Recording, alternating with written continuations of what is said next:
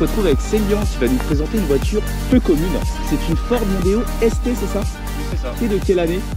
2004. Comment s'appelle la couleur? C'est un bleu qui nous rappelle un petit peu les Focus RS MK1. Suivant le pays où elle a été conçue, le nom il peut être différent. Donc en France ça s'appelle Bleu Cyclone. En Angleterre c'est l'Indianapolis. Moi je l'appelle Bleu Performance. Bon, la particularité principale de cette voiture, c'est qu'elle est très allongée, c'est un break. C'est ça, 4,90 m de long. Tu nous disais que c'était un vrai break. Qu'est-ce que tu entends par là? Alors aujourd'hui la plupart des breaks ils sont plus réduits. Par exemple dans le coffre on a moins de capacité de rangement. Et celle-là elle est encore parmi les breaks à l'ancienne qui ont encore beaucoup de place et de volume. Et donc au niveau des Mondeo, ils en fabriquent encore aujourd'hui? Alors c'est compliqué parce que ça fait 5 ans qu'ils nous disent qu'ils veulent arrêter les Mondeo. Et encore il y a un mois, ils pensaient faire un SUV dans l'esprit de la Mondeo. On voit le petit ST220, donc 220 j'imagine pour 220 chevaux. C'est ça, d'origine c'est 226, mais ils ne pouvaient pas faire un chiffre pas rond. Ils devaient arrondir, donc c'était soit 30, soit 20, et ils ont pris 20. Au niveau de tes canules d'échappement, tu as fait un recouvrement carbone? Alors pas du tout, en fait c'est pas des embouts d'origine. Les embouts d'origine ils sont plus petits. Et c'est même pas le pot, en fait c'est une sorte d'enjoliveur qui est soudé sur le pot. Là j'ai viré l'enjoliveur et j'ai mis des embouts. Donc à la base l'embout d'origine fait dans les 64 mm en diamètre extérieur. Et celui-là il fait 101. On a des grands feux en fait qui remontent jusque quasiment au toit de la voiture. C'est peu commun. On en voit quand même plus en diesel qu'en ST. Bien sûr. Mais beaucoup moins que des berlines, c'est sûr. Ouais. Elle existe en berline 4 portes. Donc comme les BM avec le coffre et la vitre qui ne bouge pas. Elle a existé en 5 portes, donc du coup avec un haillon, donc la vitre qui bouge avec le coffre, et donc en break. Pour parler des jantes, tu es sur du quoi? Du 18? Donc du 18 pouces. Les jantes sont belles, hein, simple, couleur alu, c'est des jantes d'origine de toute manière. C'est ça, on est sur de l'alu brossé, et avec un vernis quand même par-dessus pour pas avoir le côté granuleux. Au niveau du freinage, qu'est-ce qu'ils mettent dessus? Pour l'instant rien de particulier, on est sur du freinage d'origine.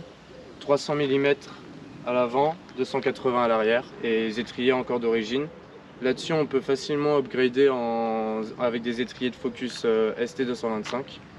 Donc par contre plus grandes jantes pour que l'étrier puisse passer. Pour un usage route tout à fait lambda, ça va très bien. Si on veut commencer à faire des freinages un peu forts, au bout du 4e, 5e freinage, on commence à ressentir un petit peu qu'il y a des faiblesses. Ouais, bah oui, tu m'étonnes, parce qu'en plus la voiture doit pas forcément être très légère. On a un moteur, donc on y viendra, mais un 6 cylindres qui doit avoir une cylindrée assez respectable, je pense. Ça, et on est surtout sur un modèle allongé, donc plus lourd. C'est ça, au niveau du poids, on est à un peu plus d'une tonne 7. Ouverture. Ah ouais, donc dans les années 2000, début des années 2000, on avait déjà cette ouverture avec par le logo. Et donc, forcément la question qu'on se pose, on voit Duratec. On pense à Volvo? Eh bien non, en fait alors c'est une histoire très peu connue, mais à la base ce moteur là, les plans ont été faits par Porsche et donc finalement on ne sait pas pourquoi ils ont changé d'avis. Ils ont revendu ce moteur à différents autres constructeurs. Donc dans le lot il y a Volvo effectivement parce qu'ils ont mis ça sur le XC.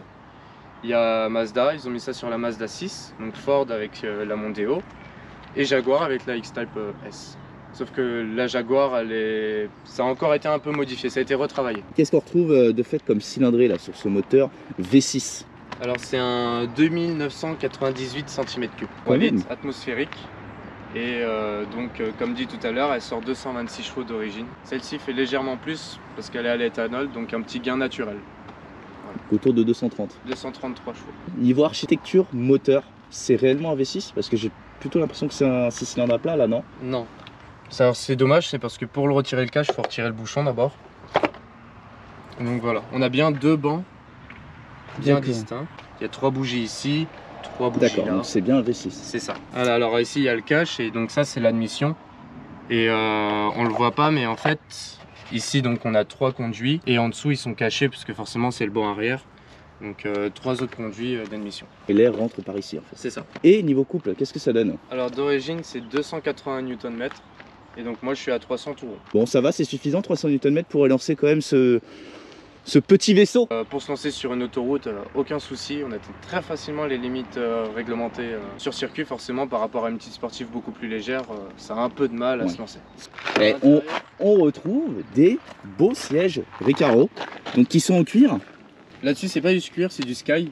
Ouais. Mais c'est très bien imité quand même. Et un volant qui est assez proche de celui de la Focus, c'est un petit peu le même esprit à quelques différences près. Bon, la console centrale, on voit que ça a vieilli, hein, de toute façon. Après, la voiture à l'âge qu'elle a, hein. Aujourd'hui elle a plus de 15 ans. On est sur une boîte manuelle, donc une boîte 6. C'est ça. Alors ça existe aussi en boîte 5. Des compteurs gradés jusqu'à 280 km/h quand même, c'est pas mal. Et avec un fond gris. C'est ça. Avant qu'on la démarre, il y a quelque chose que tu nous as pas dit. La voiture, tu as commencé à la préparer. Train avant-arrière tout neuf. Parce que ça a commencé à prendre du jeu un petit peu partout. Du coup, châssis quasiment refait complet. Et on est sur des combinés filetés. Et niveau ligne, qu'est-ce qu'on a? Alors l'échappement... J'ai cru que tu allais me dire échappement libre. Non, on n'est pas en échappement libre. On a 2 intermédiaires de base, 2 kata, 2 intermédiaires. Et 2 silencieux arrière, et là sur celle-ci on a les 2 kata, un intermédiaire et un clapet pour supprimer les deux silencieux. Ce qui veut dire en fait que d'origine c'est un son qui est quand même beaucoup étouffé, hein. Tu me parles de 2 kata, 2 inter, c'est... D'origine on est sur un aspirateur. Un aspirateur, ouais. Donc dans un premier temps clapet fermé.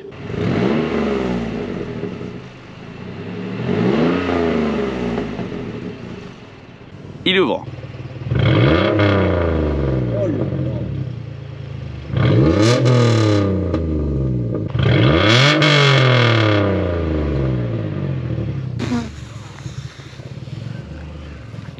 Ah non mais là, le jour et la nuit, l'expression prend tout son sens, hein. C'est ça, en fait, alors l'idéal, forcément quand on est sur autoroute à 130 ça fait un peu de bruit. L'idéal c'est juste de fermer et on peut aligner les heures, on peut vraiment faire les heures les unes après les autres sans avoir mal aux oreilles. Eh ben écoute, on peut y aller. T'es fermé ou ouvert là? Fermé? Ouvert. Ah t'es ouvert, d'accord. Ouais, c'est très insonorisé quand même. Ouais, c'est ce que je me suis dit. Parce que ça l'est un petit peu moins. Enfin, après c'est peut-être le modèle de ma ligne qui fait que. Mais non, je pense que c'est vraiment, non, c'est comme je disais, on est vraiment sur une voiture utilisation confort pour tracer la route. Et donc forcément, je te pose une question, pourquoi avoir opté pour un modèle break? Alors cette voiture, j'ai une histoire derrière. C'est une voiture que je connais depuis que je suis tout petit. Alors pas ce modèle-ci, hein. La Mondeo ST220 en général, c'est une voiture que j'ai connue dans ma famille, mon oncle en avait une. Donc j'étais fasciné quand j'étais petit et c'était celle que je voulais plus tard. C'est beau quand même d'avoir grandi en ayant en tête un modèle de voiture et en grandissant de pouvoir se l'acquérir. Oui, c'est ça, et puis c'était un but, hein, de toute façon, hein. Ma première voiture, forcément quand on est jeune permis, on peut pas se permettre d'avoir une aussi grosse puissance. Donc ma première voiture c'était une Mondeo 2001, donc esthétiquement c'est à peu près la même chose. Et donc le jour où j'ai franchi le pas et je suis passé sur le gros modèle. Niveau code, qu'est-ce que ça donne aujourd'hui? Alors aujourd'hui c'est une voiture qui vaut, suivant l'état et le kilométrage, comme beaucoup de voitures. Prenons un modèle bien entretenu avec 150 000 km. Aujourd'hui tu peux facilement la vendre entre 7500 et 9000. Ouais, donc ça reste des voitures qui sont encore bien abordables, mais qui prendront peut-être un petit peu de code dans le temps, de par le moteur en fait, hein, qu'on ne verra plus aujourd'hui, et certainement aussi si le modèle s'arrête. Et c'est surtout voilà, la plupart des voitures sportives qu'on trouve aujourd'hui, c'est du 4 cylindres en 2 litres ou 2 litres 3 pour les Focus RS qu'on avait jusqu'à maintenant. Ouais, les dernières, voilà, c'est ça. Aujourd'hui on est sur des plus petits moteurs et plus petites cylindrées. Et donc le côté V6 ou V8 ou V10 qu'on va retrouver sur différentes voitures, aujourd'hui c'est très, très recherché et je pense que ça sera encore plus dans le temps à venir. Bien sûr, bien sûr. Non, et puis il y a ce côté fun en fait d'avoir une voiture qui sort pas forcément des puissances énormes, hein. On a moins de 250 chevaux dans celle-ci, mais en parallèle on a une cylindrée importante et surtout du 6 cylindres quoi. C'est que du bonheur quoi. C'est ça, et puis même comme je disais tout à l'heure, la sonorité, sonorité du V6 ça change tout. Et alors que le clapet soit ouvert ou fermé, je l'entends parce que quand il est fermé, j'entends le moteur, donc qui rugit, qui est vraiment, c'est ce côté-là qu'on entend. Et quand il est ouvert, on entend à la ligne d'échappement. Mais c'est vraiment une sonorité qui ressort des plus petites cylindrées. C'est moi le son du V6, je le trouve formidable. Ouais, si tu veux nous montrer une petite accent pour qu'on voit ce que ça donne quand même. Et surtout comment ça chante.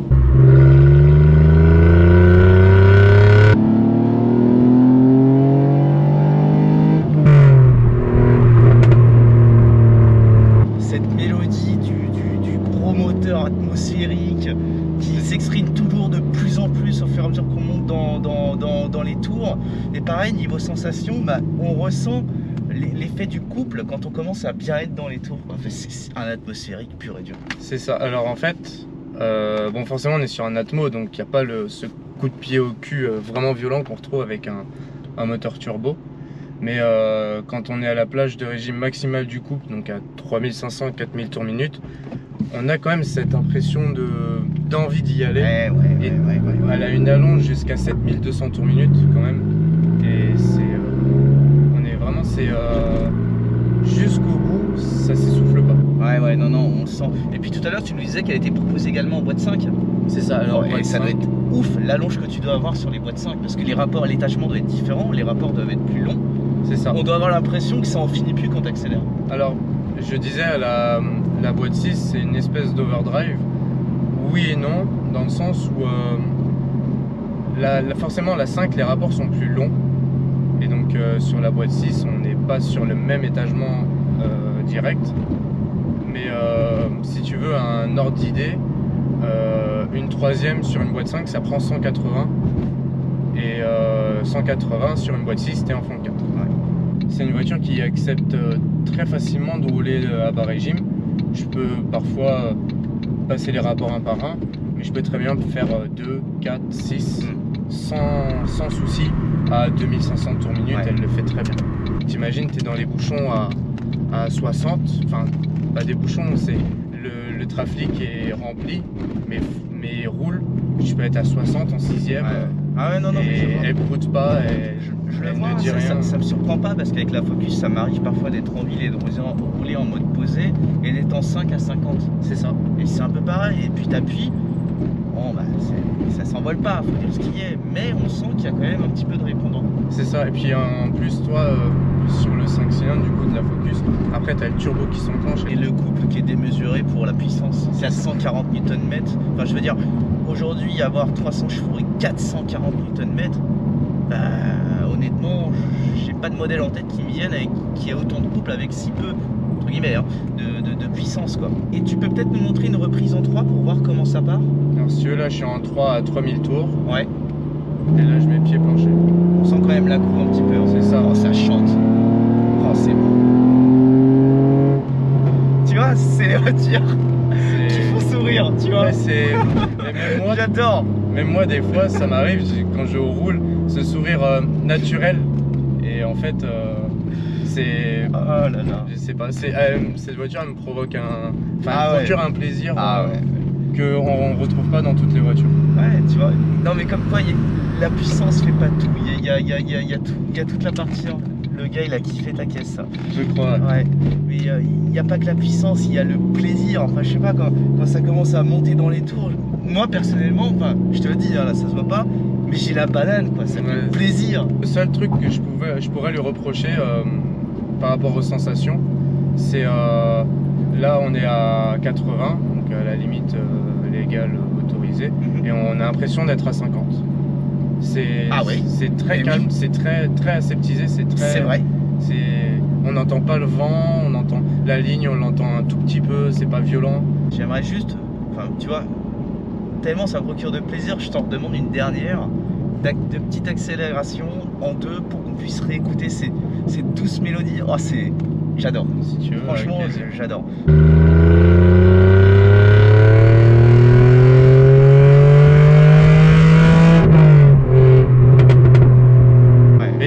Il y a une allonge quand même il y a une bonne incroyable. Ouais.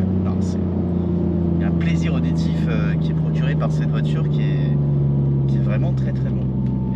Et moi j'aime bien quand même cet effet, c'est très léger, mais un petit effet de poussée. Ouais, c'est quand tu arrives sur un certain régime moteur que tu commences à ressentir que ça pousse un petit peu plus qu'au début de l'accélération. C'est ça, voilà, c'est ça. C'est une voiture de fait que tu comptes garder dans le temps? Oui, bien sûr. Parfois quand même on se pose toujours la question de se dire est-ce que je passerai pas sur plus puissant ou un niveau au-dessus, peut-être un truc un peu plus typé pas course mais sport, vraiment sport. Donc comme toi tu as eu la Clio et maintenant la Focus, t'es vraiment sur un aspect côté sport. Et au final dedans on perd justement le V6, le charme de la voiture. Aujourd'hui les voitures justement on perd un petit peu ce côté qu'on avait à l'ancienne, donc des gros moteurs, des gros cylindres. Et on en est tous nostalgiques de toute façon, c'est pour ça qu'il y a un attrait de plus en plus important sur ces voitures là. Je veux dire aujourd'hui les voitures de dernière génération, ils continueraient de nous mettre du 6 cylindres, du 8 cylindres et j'en passe. Je pense que ces voitures seraient un peu délaissées, tu vois. Donc il y a ce côté un peu sympa qui fait que tout ce qui est hybridation, ce qui nous saoule tous, pour ma part en tout cas, soit en marche. Et de fait, il y a un attrait qui revient sur ces voitures. Et ça, c'est comme leur donner en fait une nouvelle vie, quoi. Et je trouve ça génial. Puis du coup, Célian, pour nous donner les plus et les moins sur ces 3 ans d'utilisation. Alors dans les plus, on va retrouver le son, le moteur.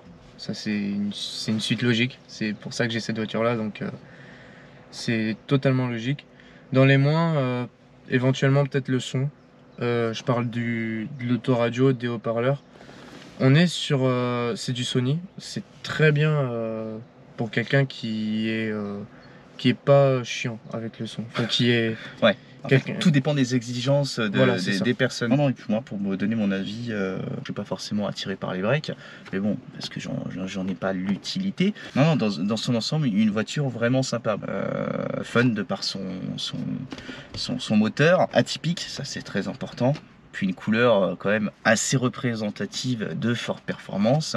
Donc content d'avoir pu faire cet essai, de la faire découvrir également à la communauté, parce que je pense que ça, ce sont des voitures qui sont assez recherchées. La plupart c'est vidéos anglaises ou étrangères. Ouais, donc voilà, donc là c'est cool de pouvoir mettre un petit peu ce véhicule là sous les projecteurs. Donc on te remercie une nouvelle fois Célian pour t'être déplacé, nous avoir fait découvrir ta belle Mondeo ST, et puis on se dit peut-être à une prochaine.